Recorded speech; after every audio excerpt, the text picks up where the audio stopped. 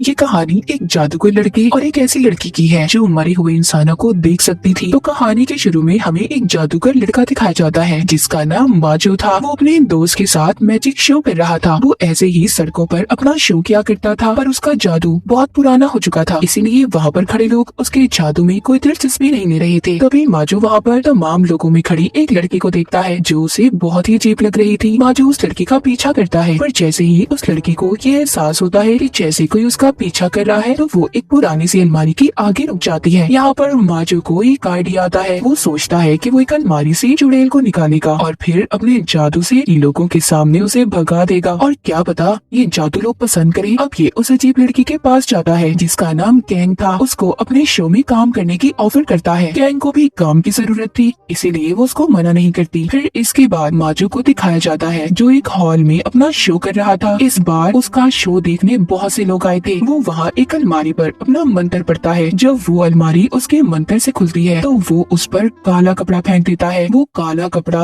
एक भूत का रूप लेकर हवा में उड़ने लगा था। माजो उस भूत से पूछता है तुम यहाँ पर क्या करने आए हो? वो कहता है अपनी मौत का बदला, यही लोगों के दरमियान में मेरा कातिल है। पर वहाँ पर शो देखने आए सभी लोग डर गए थे। अब वो भूत एक लड़की की तरफ इशारा करता है। जैसे ही उसकी तरफ इशारा करता है काले कपड़े वाला भूत उसे पकड़ लेता है। अब वो भूत तो गायब हो गया था, पर वो लड़की उस कपड़े में लिपट जाती है। माजो फिर एक कुल्हाड़ी लाकर मंत्र पढ़ता है और फिर उस पर मारता है। वो कपड़े में लिपटी लड़की नीचे गिर गई थी। वो अलमारी भी बंद हो जाती है। माजो जब उस कपड़े को हटाता है तो वहाँ पर कोई लड़की नहीं थी। फिर पीछे से माजो के साथी आकर अलमारी को कपड़े से ढक देते हैं। जब माजो वो कपड़ा हटाता है तो वहाँ पर अलमारी तो गायब हो गई थी, पर ऑडियंस में बैठी लड़की सही सलामत वापस आ जाती है। लोगों को माजो का ये शो बहुत अच्छा लगा था। शो खत्म होने के बाद कैंग को देखते हैं जिसने उस घोस्ट का रोल प्ले किया था, यानी कि जो भूत आपने काले कपड़े का देखा था वो कोई और नहीं, वो कैंग ही थी। और ये सब माजो का ही प्लान था। और तो और जो लोगों के दरमियान में लड़की बैठी थी वो भी इन्हीं की टीम की मेंबर थी और माजो की बहुत अच्छी दोस्त भी। अब काम खत्म हो गया था। कैंग वहाँ से जाने लगती है। माजो से रोककर कहता है सुनो मेरी बात सुनो, हम लोग सब बाहर जा रहे हैं, क्या तुम हमारे साथ चलोगी? पर कैंग उसे मना कर देती है और घर चली जाती है। कैंग जब घर आती है तो अपनी मॉम से बात करती है। यहाँ पर हमें पता चलता है कि वो बिल्कुल अकेली रहती थी। आज उसका बर्थडे था। वो अकेली बैठकर केक खा रही थी। कैंग ने अपने घर में एक टेंट भी बनाया हुआ था जिसमें वो सोती थी, क्योंकि उसका घर बहुत बड़ा था और उसे अकेले ऐसे सोने से डर लगता था। कैंग जब टेंट में सोने जाती है तो उसे महसूस हो रहा था कि जैसे उसके टेंट की जिप कोई खोल रहा हो। वो अपने सामने दो बच्चों को देखती है जो मर चुके थे। जिसके बाद हम कैंग को सड़क के किनारे देखते हैं जहाँ पर उन्हीं दो बच्चों की मौत हुई थी। कैंग पुलिस को फोन करती है, कहती है कि एक आदमी बहुत नशे में था और उसने नशे में गाड़ी चलाते हुए इन बच्चों का एक्सीडेंट कर दिया, क्योंकि ये बात इसे उन्हीं दो बच्चों ने बताई थी जो मर चुके थे।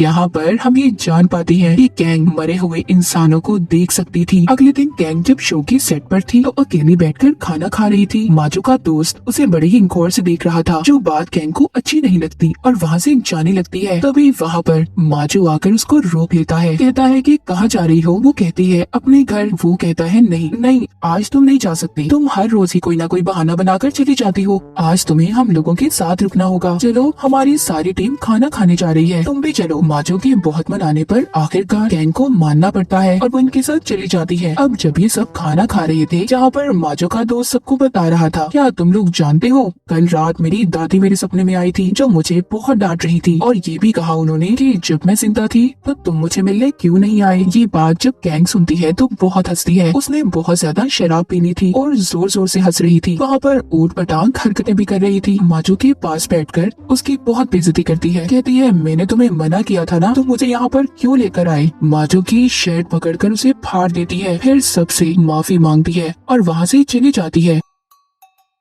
उसकी टीम के सभी लोग उसकी ऐसी हरकत पर बहुत हैरान थे। अगले दिन दिखाया जाता है माजो की दोस्त कहीं पर जा रही थी। ये उसको एयरपोर्ट छोड़कर जब वापस आ रहा था तो इसको कैंग की कॉल आती है जो रात की बदतमीजी पर इसे माफी मांग रही थी। तभी बातों के दौरान कैंग को अपने घर में लगी पेंटिंग से चीखों की आवाज आती है। जब ये उस तरफ देखती है तो उसमें से एक आत्मा निकलकर इसे डरा रही थी। कैंग बेचारी डरी सहमी अपने घर में एक साइड पर बैठ जाती है। तभी कुछ देर के बाद इसके घर का दरवाजा बजता है। जब ये जाकर देखती है तो इसका बॉस माजो था, क्योंकि उसने फोन पर इसकी चीख की आवाज को सुन लिया था और इसीलिए इसकी खैरियत मालूम करने आया था। कैंग के घर में उसे खिलाने के लिए कुछ भी नहीं था सिवाय 2 दिन पुराने केक के। ये उसको अपने हिसाब से सजाकर उसके सामने पेश करती है। जब ये यहाँ से जाने लगता है तो सामने एक बच्चे को देखता है जो कोने में छुपा हुआ था। वो कैंग से जब उसका पूछता है तो वो बताती है कि ये बच्चा हमारे पड़ोस में रहता है और शायद छुपन छुपाई खेल रहा है। माजो कहता है आओ हम भी इसके साथ खेलते हैं, पर जब ये दोबारा से उसे वहाँ पर देखता है तो वो बच्चा गायब हो चुका था। फिर दोबारा से कोने में उसको वही बच्चा नजर आता है। ये कैंग को लेकर वहाँ पर छुप जाता है। जब ये बच्चे को डराता है तो वो डर कर बहुत तेजी से भाग जाता है। माजो भी चला गया था। इसके जाने के बाद कैंग अपनी दोस्त को फोन करती है। उन्हें बताती है कि तुम जानती हो मेरे बॉस मेरे घर आए थे। उधर माजो रात को जब अपने घर में सो रहा था तो कोई उसके बेड से गुजरता है जिससे उसकी आँख खुल जाती है। जब ये लाइट जलाकर देखता है तो इसके घर में वही बच्चा था जो इसने कैंग के घर में देखा था। जब ये खुद को शीशे में देखता है तो वो बच्चा इसके पीछे खड़ा था, जिसे देखकर ये बहुत ज्यादा डर जाता है और गिरता पड़ता घर से बाहर आकर कैंग को कॉल करता है। बताता है तुम्हारे पड़ोस में रहने वाला बच्चा मेरे घर पर है। कैंग शराब लेकर माजो के पास आती है और कहती है पहले इसे थोड़ा पी लो, फिर तुम्हें मेरी बात समझ आएगी कि मैं कहना क्या चाहती हूँ तुमसे। वो उसके कान में कहती है सुनो, मुझे मरे हुए इंसान नजर आते हैं, मैं मरे हुए लोगों को देख सकती हूँ और वो बच्चा शायद हमसे कुछ कहना चाहता है। अब ये दोनों दोबारा से घर के अंदर जाते हैं। वो बच्चा फिर से माजो के कंधे पर हाथ रखता है। जब कैंग उस बच्चे के हाथ पर अपना हाथ रखती है तो उसे एक विजन, एक ख्याल नजर आता है। जब ये उसे विजन वाली जगह पर जाते हैं जहाँ पर एक औरत का एक्सीडेंट हुआ था। उस औरत का बच्चा तो मर चुका था पर वो अभी भी जिंदा थी। माजो जल्दी से एम्बुलेंस को कॉल करता है। सुबह को आकर एम्बुलेंस बच्चे और उसकी माँ को ले जाती है। एम्बुलेंस के जाते ही वो बच्चा कैंग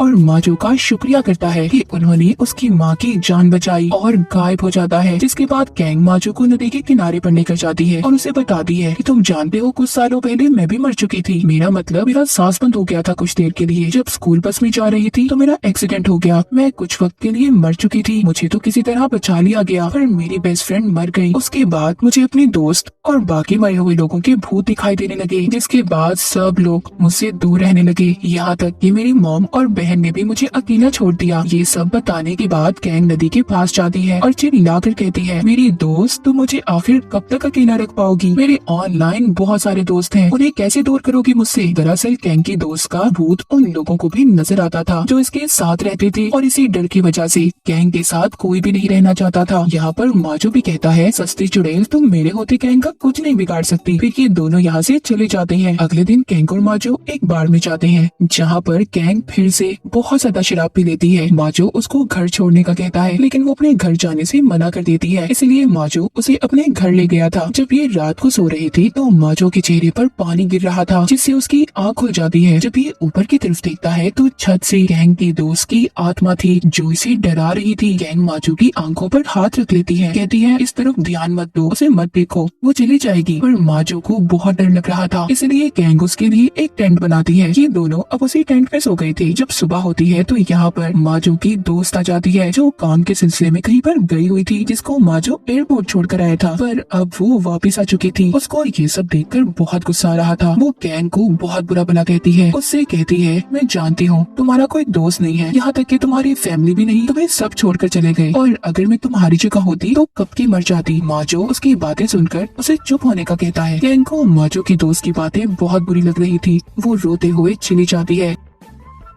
अगली सुबह जब माजो की टीम अपने अगले शो की तैयारी कर रही थी तो वहाँ पर कैंग नहीं आती। माजो बहुत उदास था। उधर कैंग जब अपने घर की सफाई कर रही थी तो उससे मिलने उसकी फ्रेंड्स आती हैं जो ऑनलाइन बनी थी। ये उसके लिए खाना भी लेकर आई थी। कैंग उन्हें देखकर बहुत खुश हो जाती है। अब ये खाना खाती है और बहुत सी बातें करती है। तभी माजो की कॉल आती है जो उसे कह रहा था कि उसे उसकी बहुत याद आ रही है, उससे मिलना चाहता है। अब रात को कैंग तैयार होकर माजो से मिलने जाती है तो खड़ी रास्ते में वो मैजिक शो देखने लगी थी। तभी वहाँ पर उसे लोगों की भीड़ में अपनी दोस्त की आत्मा दिखाई देती है। ये उससे बचने के लिए जब भागने की कोशिश कर रही थी तो स्टेज पर गिर जाती है जहाँ पर उसके पीछे बहुत सारे हाथ थे, उसे पकड़ रहे थे। पर वहाँ पर माजो आ जाता है। वो उस डरावने लम्हे को शो का हिस्सा बना देता है जो लोगों को बहुत पसंद आ रहा था। जब ये दोनों जा रहे थे तो कैंग इससे कहती है मुझे सच सच बताना, क्या तुम मेरी वजह से परेशान हो या मेरी वजह से तुम्हारी जिंदगी खराब हो रही है? माजो कहता है ऐसा क्यों कह रही हो, बल्कि तुम्हारे बगैर मैं कुछ भी नहीं हूँ, मैं तुम्हारे साथ अपनी जिंदगी गुजार जानना चाहता हूँ। जिसके बाद गैंग उसको अपने घर ले जाती है। सुबह को माजो जब उसके घर से जा रहा था तो जाते हुए गैंग की दोस्त की आत्माओं से देख लेती है। रास्ते में माजो की गाड़ी का क्रेन से एक्सीडेंट हो जाता है और वो बच गया था। हैरानी वाली बात ये थी कि क्रेन के अंदर कोई ड्राइवर नहीं था। जब माजो बचकर बाहर आता है तो एक बहुत बड़ा साइन बोर्ड आकर उस पर गिर गया था। उधर गैंग जब अपने घर की सफाई कर रही थी तो उसे एक लॉकेट मिलता है जो उसके दोस्त का था। ये उस लॉकेट को लेकर हॉल में जाती है जहाँ पर माजो परफॉर्म कर रहा था, अपना जादू दिखा रहा था। इसीलिए वो जादू देखने वाले लोगों के दरमियान में ही बैठ जाती है। जब अलमारी खुलती है तो उसमें से काले कपड़े वाला भूत निकलता है। जब माजो उससे उसके कातिल का पूछता है तो वो पहले तो कहीं और इशारा करती है, पर बाद में वो गैंग की तरफ इशारा करके उसे अपने साथ अलमारी में ले जाती है। सब लोग बहुत ज्यादा डर जाते हैं क्योंकि ये जादू उनके शो का हिस्सा नहीं था। सब लोग हैरान थे। माजो जब अलमारी को खोलता है तो उसमें गैंग पानी के एक एक्वेरियम में बंद थी। ये उसको निकालने की कोशिश कर रहा था। जब वो एक कुल्हाड़ी लेकर एक्वेरियम को तोड़ने की कोशिश करता है तो वो हवा में उड़कर नीचे गिर जाता है और बेहोश हो गया था। जब गैंग एक्वेरियम में थी तो लॉकेट निकालकर अपनी दोस्त को देने लगती है। यही से कहानी चली जाती है उस दिन पर जब गैंग की स्कूल बस का एक्सीडेंट हुआ था। दरअसल गैंग और उसकी दोस्त बहुत अच्छी फ्रेंड्स थी। गैंग की दोस्त के पास ये लॉकेट था जो कीमती होने के साथ साथ उसकी दादी की निशानी थी, पर गैंग भी इस लॉकेट को बहुत पसंद करती थी। वो थोड़ी देर के लिए अपनी दोस्त से उसे पहनने के लिए कहती है। जैसे ही ये उस लॉकेट को पहनती है तभी बस का एक्सीडेंट हो गया था। सभी बच्चे नदी में गिर गए थे। रेस्क्यू टीम जब इन्हें बाहर निकालती है तो परेशान थी कि किसका इलाज पहले किया जाए, क्योंकि इस वक्त वो सिर्फ एक इंसान की जान बचा सकते थे। जब वो गैंग के गले में हार देखते हैं तो समझ जाते हैं कि ये किसी अमीर घर की है और इसीलिए पहले उसकी जान बचाते हैं, पर गैंग की दोस्त मर चुकी थी। फिर जब गैंग को हॉस्पिटल ले जाया जाता है तो डॉक्टर्स ने वो लॉकेट उतारकर गैंग की मॉम को दे दिया था।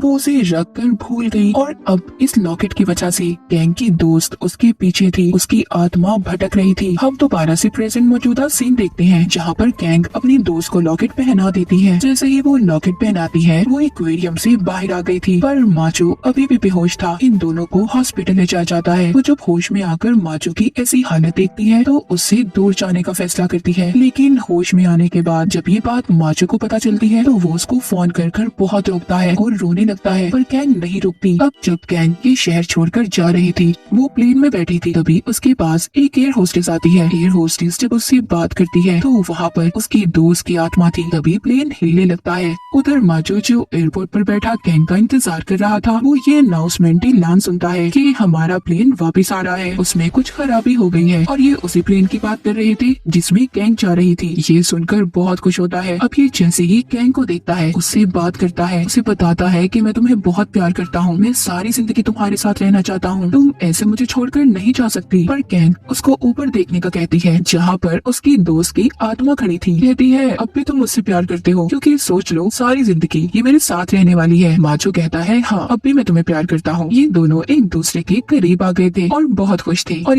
वो लोग इंटरटेनमेंट नहीं चाहते, उनका यहाँ कोई काम नहीं। और जो लोग इंटरटेनमेंट चाहते हैं वो सब्सक्राइब कर ले।